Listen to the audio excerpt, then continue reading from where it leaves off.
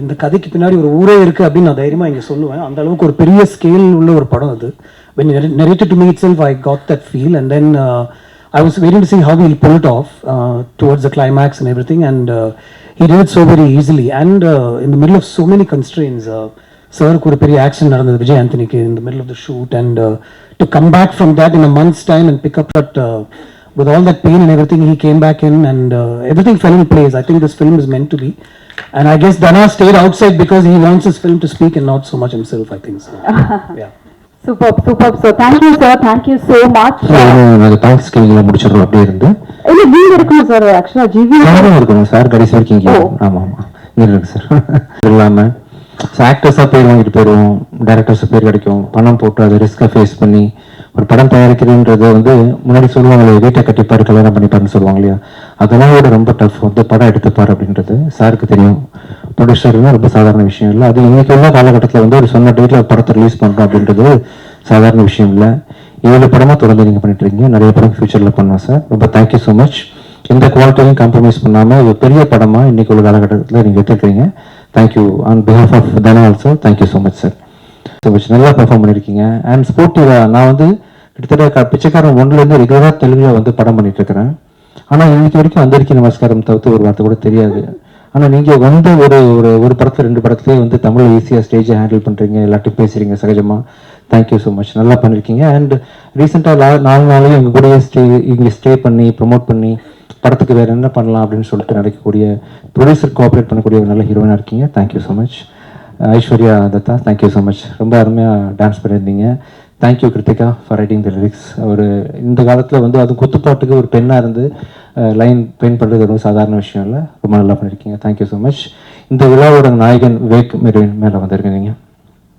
ரொம்ப உங்களோட ஃபேன்னா உங்கள் புதிய படத்துலேருந்து உங்கள் ஆடியோஸ்லாம் கேட்டு ஃபாலோ பண்ணுறேன். நல்ல ஒண்டர்ஃபுல் குவாலிட்டி. இந்த படத்தோட ரீடக்காக ரொம்ப நல்லா வந்திருக்குது. விவேக்கு இன்னைக்கு ஆக்சுவலாக ஆண் குழந்தை பிறகுதுன்னு நினைக்கிறேன். சம் குழந்தை பிறகுது. ஓகே, அது குழந்தை பிறக்குது, அதனால அவரால் வர முடியல. அதர்வைஸ் ஃபர்ஸ்ட் டைம் இவர் தனியாக வந்திருக்கிறாரு. ரொம்ப அருமையாக ஒர்க் பண்ணி கொடுத்துருக்குறாங்க. ஒரு அருமையான ஒரு பேர் உங்கள் இண்டஸ்ட்ரியில். மெலடியும் டெக்னாலஜி சேர்ந்து ரொம்ப அருமையாக பண்ணக்கூடிய நீங்கள் இன்னும் பெரிய பெரிய ஹைட்ஸ் அடையணும். சங்கத்தமிழன் அப்படி வந்திருக்கேன் மேலே. ரொம்ப நான் இண்டஸ்ட்ரியில் ரொம்ப ரெஸ்பெக்ட் பண்ணக்கூடிய ஃபர்ஸ்ட் டைரக்டருக்கு next cameraman and music director and equally editor. ஸ்டோரியை சரியாக கன்வே பண்ணுறதுல they play very major part. ஒரு படம் நாங்கள் ஒரு 3 மாதம் ஷூட் பண்ணுறோம்னா 4-5 மாதம் எடிட்டிங், போஸ்ட் ப்ரொடக்ஷன், மியூசிக் வந்ததுக்கப்புறம், டப்பிங் வந்ததுக்கப்புறம் ஒரு கட்டுன்னு சொல்லிட்டு ஒரு எடிட்டர் கையில் தான் ஒரு படமே இருக்குது. இந்த படம் வியாபாரமாக இருக்குது, இந்த படம் ரிலீஸ் ஆகிருக்கு, இந்த படம் சக்ஸஸ்ஃபுல்லாக வந்திருக்குன்னா அது தனாவோட சங்காவோட உழைப்பு, எடிட்டிங் ஒரு முக்கியமான காரணம். சார் ரொம்ப தேங்க்யூ ஸோ மச் தனா. வேறு மிஸ் பண்ணிட்டேன்னா சார் தமிழ் சார் வாங்க சார். அடுத்த ஒரு டைரக்டர் தானாக்காரன் மாதிரி இப்போ ரீசெண்டாக கார்த்தியோட ப்ராஜெக்ட் லான்ச் பண்ணிருக்கீங்க. All the best sir. Thank you so much. Sir பார்த்தா ரொம்ப டெரர் மாதிரி இருப்பார், ஆனால் வெரி நைஸ் ஜென்டில்மேன். ரொம்ப கோஆப்ரேட் பண்ணுவார். தான் ஒரு டேரக்டர் செட்டில் இருக்கிறோம் அப்படிங்கிற எந்த உணர்வும் இல்லாமல் டேரக்டருக்கு தான் டேரக்டரோட ப்ரெஷர் தெரியுன்ற மாதிரி இந்த 2 டேரக்டர்ஸும் சாரும் சேர்த்துக்கிட்டு ரொம்ப எக்ஸலண்ட்டாக எங்களுக்கு கோஆப்ரேட் பண்ணி கொடுத்தாங்க. ப்ரொடியூசர் சார் நீங்களும் வந்துடுறாங்க, அப்படியே வாங்க. முடிய போதில்லை, அதனால அப்படியே ஸோ ரொம்ப ஹீரோயின்ஸே கூப்பிட்டுருவோம். ஆமாம் வந்துருங்கப்பா, வந்துருங்க. ரியா அண்ட் ஐஸ்வர்யா தத்தா நீங்கள் மேலே வாங்க. மாஸ்டர் சார் வாங்க. ஸோ ரொம்ப அருமையாக பண்ணி கொடுத்தீங்க Tamil sir. Thank you so much. உங்கள் படத்துக்கு வாழ்த்துக்கள். விவேக் பிரசன்னா சார் வாங்க. ரோலை கேரி பண்ணீங்க. இந்த ப்ராஜெக்ட் நீங்கள் சப்போர்ட் பண்ணதுக்கு, இந்த செகண்ட் வரைக்கும் நீங்கள் சப்போர்ட் பண்ணுறதுக்கு எல்லாத்துக்கும் சேர்த்து மிக மிக சந்தோஷம், நன்றிகள் சார். ஃபியூச்சரில் நம்ம என்ன ரொமான்டிக் ஹீரோவை நீங்கள் மாற்றுறீங்க. Thank you so much for entire team. Thank you so much. Thank you. என்னோட தம்பி இவர் தான். என்ன வந்ததுலேருந்து ஹீரோயின் கூட ரொமான்ஸ் இல்லைன்றீங்க. படம் பேரு ஹிட்லர் வச்சிருக்காரு. உண்மையிலுமே ஹிட்லர் மாதிரி நடந்துட்டாரா டைரக்டர்? ஹிட்லர்ல ஃபுல் அண்ட் ஃபுல் ஆக்ஷன்ல ஃபோக்கஸ் பண்ணாரு. இனிஷியல் ரொமான்ஸ் கொடுத்தாரு, ஆனா இந்த இந்த என்ன சொல்றது இருக்கு, ரொமான்ஸ் இருக்குப்பா. தள்ளி பேசுறோம். நானும் அவங்களும் கண்ணா பார்த்து ரொமான்ஸ் பண்றோம். நெக்ஸ்ட் ப்ராஜெக்ட்ல இன்னும் க்ளோஸா ட்ரை பண்ணலாம். உங்களுக்கு வேணுமா அது மாதிரி? ஓகே. இல்ல இதுல ஆக்சுவலா ஹிட்லர்ல அந்த சொஸ்திக் அந்த கன் எல்லாமே இருக்கு. இது கம்யூனிசம் படமா இருக்குமா? இல்ல, ஒரு கெட்டவன், அந்த கெட்டவனுக்கு ஒருத்தன் கெட்டவனா தெரியறான் அப்படின்னா அவன் யாரு? அவன் நல்லவன். கெட்டவன் பார்வையில ஹீரோ ஹிட்லரா தெரியறான். ஹிட்லர் மாதிரி வந்து கெட்டவனை வந்து டெரர் காட்டுறான், அதனால வந்து ஹிட்லர்னு பேர் வச்சிருக்காங்க. இப்போ நீங்கள் மேடையில் பேசுறது பார்த்தீங்கன்னா ஆல்ரெடி நடிகர் சங்கத்தில் வந்து புகாரில் மாட்டினா 5 வருஷம் தடன்னு சொல்லியிருக்காங்க. ஸோ அதை பற்றி என்ன நினைக்கிறீங்க? என்ன புகாரில் மாட்டினா? இல்லை அந்த சம்மந்தம் ஹேமா கமிஷனு விசா கமிஷன் சொல்லிட்டு வந்துட்டு இருக்கு. ஸோ பெண்களுக்கு அந்த இது இல்லை, பாதுகாப்பு இல்லைன்றாங்க. ஸோ நீங்கள் பாதுகாப்பாக தான் ரொமான்ஸ் இல்லாமல் நடிச்சிருக்கீங்க. இல்லை, படத்துக்கும் தேவைப்பட்ட அளவுக்கு பண்ணுறோம்ப்பா. ஆக்சுவலாக படத்துக்கு வந்து டேரக்டர் என்ன சொல்கிறாங்க அதை பண்ணுறோம். வேறு ஏதாவது முடிஞ்சால் நீங்கள் ஏதாவது சஜஸ்ட் பண்ணுறீங்கன்னா நாங்கள் எப்படி பெண்களை பாதுகாக்கலாம்னு சொல்லிட்டு. அது நீங்கள் தான் சார் முடிவு பண்ண. இல்லை தம்பி, நீங்கள் ஆம்பளை தானே? ஆம்பளை தான் சார். ஆமாம். ஆக்சுவலாக இப்போ வந்து அதுதான் கருத்து சொல்லிட்டே இருக்காங்க. நான் வந்து பெண்களை எப்படி பாதுகாக்கிறதுன்னு சொல்லிட்டு நான் சொல்றேன். உங்க கருத்து என்ன, எப்படி பாதுகாக்கலாம்? நம்ம தங்கச்சின்னு சொன்னாவே பாதுகாப்பு தான் தம்பி. முடியுமா? அதெல்லாம் மனசாட்சி போய் பேசுங்கப்பா. என்ன முடியுமா அதை சொல்லுங்க. நீங்க எப்படி பெண்களை பாதுகாக்க போறீங்க சொல்லுங்க. அவங்க கிட்ட எப்படி நடந்துக்கணுமோ அந்த மாதிரி எப்படி நடந்துப்பீங்க? நான் பெண் வச்சுப்போமே, எப்படி நடந்துப்பீங்க? எப்படி சாப்பிட்டீங்களா? சாப்பிட்டீங்க. ஆமா, என்ன பண்ண இன்டர்வியூ கொடுத்துட்டு இருக்கிறேன். அப்புறம் ஓகே, இன்டர்வியூ கொடுத்துட்டீங்கன்னா ஃப்ரெண்ட்ஸா எப்படி பேசுறாங்களோ அந்த மாதிரி நடந்து. ஃப்ரெண்ட்ஸ் எப்படி பேசுறீங்க? தங்கச்சின்னு சொல்லிட்டு போக வேண்டியதானே. வேற எதுவும் தேவையில்லை இன்டர்வியூக்கு ஆக்சுவலா. இல்ல சார், இல்ல பெண்ணா வந்து நிக்கிறேன் இல்லையா? ஆமா, சாப்பிட்டீங்களான்னு கேட்டீங்க. சாப்பிட்டேன்னு சொல்லியாச்சு. வேற என்ன கேட்டீங்க ஆக்சுவலா? அடுத்தது என்ன ப்ராஜெக்ட் பண்ண போறீங்க? கூட பண்ணிட்டு இருக்கீங்க. நான் வந்து சுதாரிப்பா அண்ணான்னு பேசிடுறேன் இனிஷியல்ல இருந்து. இப்பெல்லாம் பெண்கள் அப்படிதான் பேசுறாங்கல்ல, தன்னை பார்த்து கத்துக்கிறது. ஒரு மாதிரி பசங்களை பார்த்தா, வாலிபர்களை பார்த்தா எடுத்தவொடனே அண்ணான்னு சொல்லிடுறாங்க. இன்னைக்கு ஆங்கர் மேல என்ன கோவம் தெரியல வச்சு இன்னைக்கு செஞ்சு நீங்க சோபனாவோட பெஸ்ட். ஆக்சுவலா நம்ம ஜாலியா பேசிக்கிட்டேன், வேற ஒண்ணும் இல்லப்பா. அதே போல இப்போ வர நீங்க சொன்னீங்க சமீபத்துல நாங்க ப்ரொமோஷன் பண்ணிட்டு இருக்கோம்னு சொல்லிட்டு, அந்த ப்ரொமோஷன் பண்றீங்க, இங்க நிறைய கேமராஸ் இருக்கு, இவங்களுக்கு எல்லாம் ஏன் கொடுக்க மாட்டீங்க? கொடுத்துட்டு இருக்கேன் இன்டர்வியூஸ்.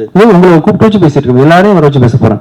நீங்க எல்லாரும் வர போறீங்க. இங்க இருக்கவங்க நிறைய பேர் அதை நோக்கி தான் வந்துட்டு இருக்காங்க. ஆமா ஆமா. சோ அதனால இங்க இருக்கவங்களையும் கூப்பிட்டு கொஞ்சம் கன்சல்ட் பண்ணி இன்டர்வியூ எடுங்க அப்படின்னு. ஏன்னா பெரிய ஹீரோக்களை வந்து இவங்க கூப்பிடுறது இல்ல நீங்க அப்படி. இதை இப்போ கூப்பிட போறேன். உங்களை வச்சு யாரெல்லாம் கூப்பிடணும்னு சொல்றீங்களோ எல்லாரும் கூப்பிட போறேன்.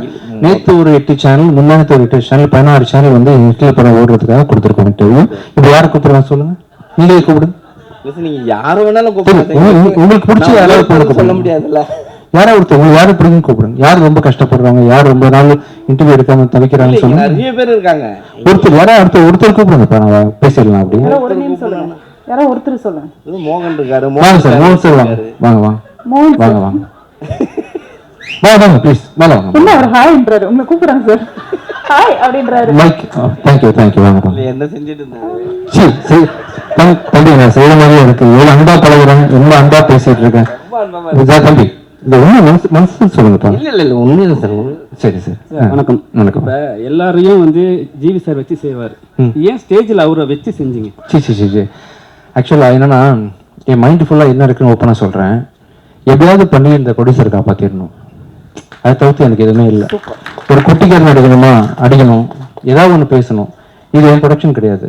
இதில் உள்ள எதுவாக இருந்தாலும் அது ராஜா சார் தான் பொறுப்பு. பின்னாடி டிஸ்பிளே வேற ஒர்க் ஆகலை. ஒருவேளை ஒர்க் ஆச்சுன்னு சொன்னால் ஹிட்லர் தெரிஞ்சிருக்கும். இந்த இடத்துல ஒரு ஹீரோவா ஏதாவது பண்ணி ஏதாவது காப்பாற்ற முடியுமே. என்னை நம்பி வந்து ஐஸ்வர்யா தத்தா இருக்காங்க, அந்த ஒரு பொண்ணு நடிச்சிருக்கிறாங்க, இந்த டீம் சம்மந்தப்பட்டிருக்காங்க. தனாவோட வாழ்க்கை இது 4 வருஷம் கழிச்சு ஒரு படம் அடிச்சிருக்கிறாரு. இவங்களுக்கு ஏதாவது ஒன்று பண்ணணுன்றதுக்காக, இது என்னோட தனிப்பட்ட நேச்சர் கிடையாது, இந்த படத்துக்காக என்ன பண்ணுறதுக்காக சாரை கூப்பிட்டு ஒரு கலகலன்னு போட்டு அதெல்லாம் நீங்கள் மீடியாவில் போடுவீங்க, மக்கள் பார்ப்பாங்க, இது ஹிட்லர் சம்மந்தப்பட்ட விழான்னு தெரியும். ஸோ அதனால வந்து படத்தை பார்ப்பாங்க, புக்கிங் நடக்கும், எல்லாரும் இந்த படத்தை பற்றி சம்மந்தப்பட்டவங்க சந்தோஷமா இருப்பாங்கன்றதுக்காக பண்ண வேலை தான், மற்றபடி வேற ஒன்றும் இல்லை. படத்துக்கு வந்து ஹிட்லர் பேர் வச்சிருக்கீங்க. உண்மையான ஹிட்லருக்கு வந்து ஒரு புகழ் ஒன்று பிடிக்கும், அவருக்கு புகழ் பிடிக்கும், வெற்றி பிடிக்கும். அதே மாதிரி விஜய் ஆண்டனிக்கு வந்து கிசு பிடிக்கும். இந்த ஹிட்லருக்கு என்ன பிடிக்கும்? இந்த ஹிட்லருக்கு ஒன்றும் இல்லை. தனாவோட சொன்ன இல்லையா, ரொம்ப அருமையான டைரக்டர், ரொம்ப அருமையான ப்ரொடியூசர். இவங்களோட வெற்றி எனக்கு பிடிக்கும். இந்த அவங்க ஜெயிக்கணும், அவங்க வெற்றி எனக்கு பிடிக்கும். இந்த படத்தை பொறுத்த வரைக்கும் எனக்கு இந்த மொமெண்ட்ல என்னோட தேவையில்லாமல் 27 செப்டம்பர் மாதம் ரிலீஸ் ஆகக்கூடிய என்னோட படம் வெற்றி அடையணும், ஓடணும். அதுக்குரிய தகுதி அத்தனையுமே அந்த படத்துக்கு இருக்கு. எல்லாரும் நல்லா இருக்கணும், அவ்வளோதான் சார். லாஸ்ட் படம் வந்து இப்போ வந்து ஒரு படம் ரிலீஸ் பண்ணணும் போது ரொம்ப கஷ்டப்படுவாங்க ஆக்டரும் சரி, டிஸ்ட்ரிபியூட்டரும் சரி, யாரா இருந்தாலும் சரிங்களா. ஆனா வந்து திடீர்னு ஒரு ஸ்ட்ரகிள் வருது. ஒரு படத்தை வந்து ரிலீஸ் பண்ணிட்டாங்க, அந்த இடத்துல வந்து ஒரு ஸ்ட்ரகிள் வருது. அப்படி எப்படி சார் நீங்க ஹேண்டில் பண்றீங்க? லாஸ்ட் படம் உங்களுக்கு ஒரு பெரிய பிரச்சனை வந்தது, ஃபர்ஸ்ட் ஷோவே பிரச்சனை வந்தது, எப்படி ஹேண்டில் பண்ணீங்க அது? இல்ல, அது முடிஞ்ச வரைக்கும் எவ்வளவு தூரம் முடியுமோ. இப்போ நீங்க ஆக்சிடென்ட் ஆகி கீழே விழுந்துருக்காங்க, நீங்க எப்படி ஹேண்டில் பண்ணுவீங்க? எல்லாருக்கும் மனுஷங்க தூக்கி விடுவோம் இல்லையா, அந்த மாதிரி முடிஞ்ச வரைக்கும் நம்ம அந்த துறையில் இருந்துட்டு அதுக்கு என்ன செய்யணுமோ அதை பண்றோம், அவ்வளவுதான்.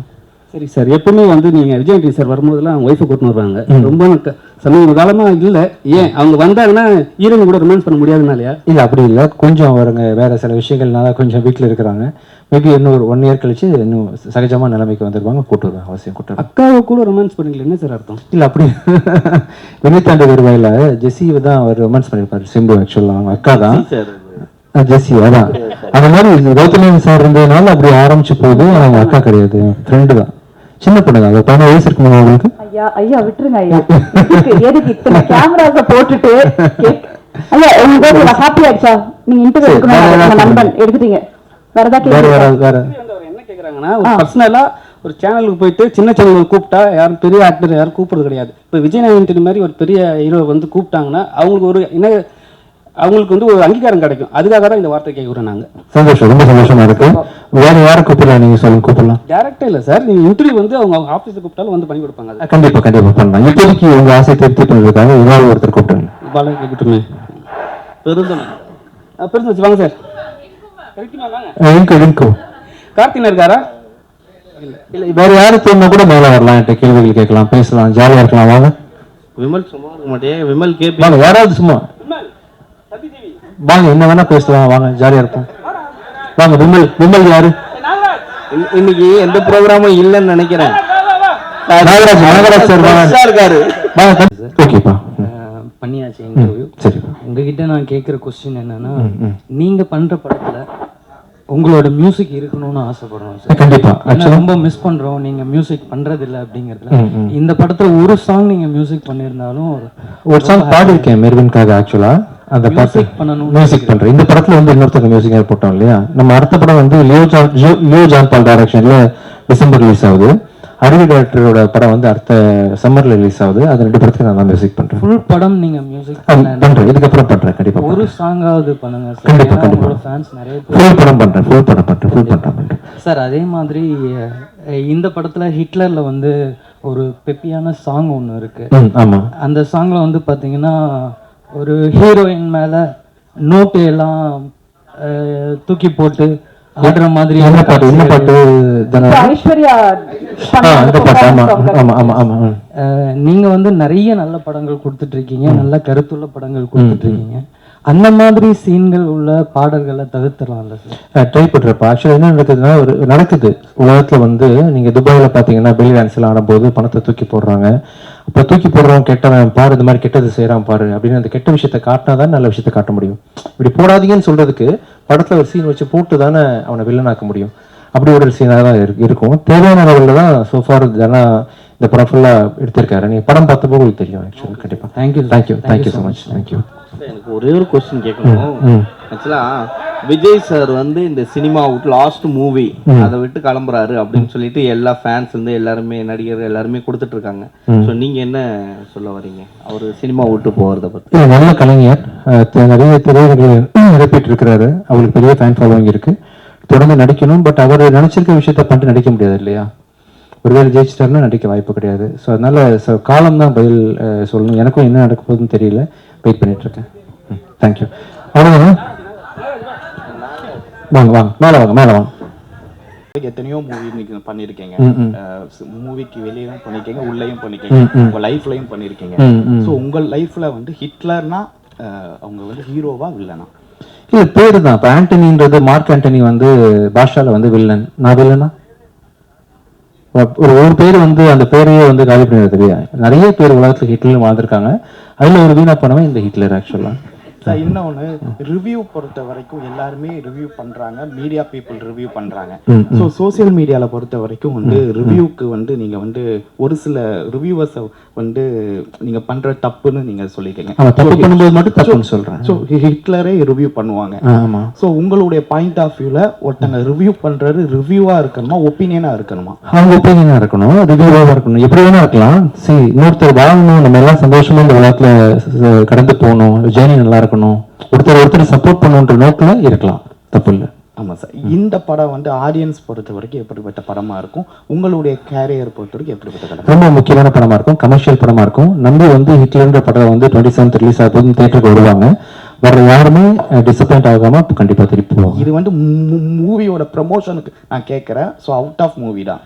அவுட் ஆஃப் மூவி கேமரா கேட்பீங்களா? இல்ல உங்ககிட்ட கேட்கறேன். சரி. ஸோ விஜய் சாரோட மாநாடு வந்து இருக்கு, இண்டஸ்ட்ரியே போற மாதிரி ஒரு தகவல் இருக்கு. நீங்க விஜய் சார் கிட்ட மாநாடுக்கு வந்து போகக்கூடிய வாய்ப்புகள் இருக்கா? எனக்கு அவ்வளவு அரசியல் எதுவும் கிடையாது. அரசியல் இல்லாம நான் விஜய் சார் மாநாடுனா அரசியல் தான். விஜய் சார் கூப்பிட்டாங்களா? விஜய் சார் உங்களை கூப்பிட்டாங்களா? போகிறதுக்கு வாய்ப்புகள் இருக்கா? ஃப்ரெண்டு தானப்பா. விஷால் கூப்பிட்டாலும் போவேன். இல்ல விஷால் சார் மாநாடு வச்சாலும் போவேன். இல்ல கூப்பிடுறீங்களா மாநாட்டுக்கு வர்றேன். விஜய் சார் மாநாடு கிங்ஸ்லிக்கு போய் போவேன். விடுங்கப்பா விடுங்க. சார் நீங்க ஃபர்ஸ்ட் மாநாடுனா என்னன்னு ரியாக்கு எக்ஸ்பிளைன் பண்ணணும் இல்லையா? என்னப்பா? ப்ளீஸ் கம் டு மா. ஓகே ஓகே, அதை விட்டுறலாம். Last question sir. லாஸ்ட் நான் கேட்டேன், நீங்க அதை விட்டீங்க. என்னன்னா எந்த ஒரு தனி மனிதனுக்குமே வந்து கிசு கிசு பேசினாவும் சரி, பேசினா பிடிக்கும், அவங்க மேல கிசு கிசு வந்தா பிடிக்காது. ஆனா நீங்க எல்லா மேடையிலயும் வந்து கிசு கிசு எழுதுங்க சொல்லுங்க, என்ன ஒரு காரணம் சார்? ஏன் பண்ண மாட்டேங்குது காரணம் சொல்லுங்க. நான் இவ்வளவு கேட்கிறேன். இல்லனால தான் பண்ண முடியல. எல்லாரும் கண்டிப்பா பண்ணிட்டு பண்ணுங்க. ஒரு மாசம் தப்பு இல்லாம இருக்குமா? அப்படின்னா சொல்லிட்டு வேண்டியதுதான். இப்போ 2-3 பேரை வந்து ஒரே மேடையில வந்து லவ் பண்ணிட்டீங்க. சிச்சி ப்ரொடியூசருக்காக பண்ணேன். இந்த ஹிட்லர் படத்தை ப்ரொமோட் பண்றதுக்காக நான் பண்ணேன். இன்னும் பேர் 4 பேர் கூட பண்ணுவேன், கூப்பிட்டுவாங்க. சரி, இன்னொன்னு கேட்டேன் சார். கிசு கிசு கேட்டனால இது கிசு கிடையாது. ஒரு டைரக்டர் ஒரு விஷயத்த சொல்றாரு, ஆனா விஜய் ஆண்டனி சார் மட்டும் வித்தியாசமா பண்றாரு. ஏன் என்ன பண்றாங்க? அவர் டைலாக் சொல்றாங்க, அந்த டைலாக்கே நீங்க வந்து மாத்தி அவர் வந்து ரொம்ப ஸ்டைலா சொன்னாரு, பொலிட்டிக்கா சொன்னாரு. உங்களுக்கு வரும், எனக்கு வரல. அதனால ரொமான்டிக் படம்லாம் பண்ணல. நெக்ஸ்ட் டைம் நான் வந்து கண்டிப்பா இம்ப்ரோவைஸ் பண்றேன். தேங்க்யூ. தம்பி எங்க மாட்டி விட்டு போகணும். வேற ஏதாவது பிளான் வச்சிருக்கீங்களா?